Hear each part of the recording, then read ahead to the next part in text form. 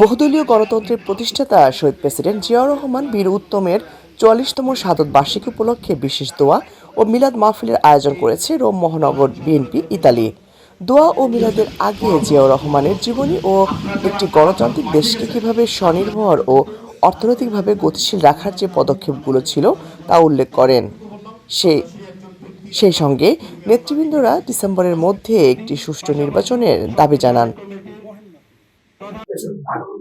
এবং বাংলাদেশের সর্বোপরি মানুষ অপেক্ষা করছে আরেক ভবন বাংলাদেশে যাবে, বাংলাদেশকে পরিচালনা করবে, বাংলাদেশের গণতন্ত্রকে রক্ষা করবে, জাতিকে রক্ষা করবে। মহানগর থেকে আমরা কিছু মানে নির্বাচন চাচ্ছি। তাই জিয়াউর রহমান মানে বাংলাদেশের উন্নয়নের পথে। সবাই আমরা বাংলাদেশকে ভালোবাসি, বাংলাদেশের জন্য রাজনীতি করি, বাংলাদেশের জন্য আমরা কাজ করি, দেশের মানুষ ভালো থাকার জন্য আমরা কাজ করি।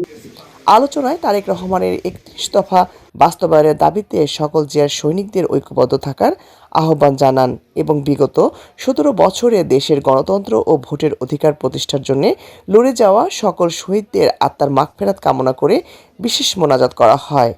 এদিকে বন্দরনগরী নাপোলিতে বাংলাদেশ জাতীয়তাবাদী দল বিএনপির পালমা কাম্পানিয়া, সান জেন্নারো ও সান জোসেফ শাখা ইতালির নেতৃবৃন্দরা বিএনপির প্রতিষ্ঠাতা জিয়াউর রহমানের শাহাদত বার্ষিকী উপলক্ষে দোয়া ও আলোচনা সভার আয়োজন করে।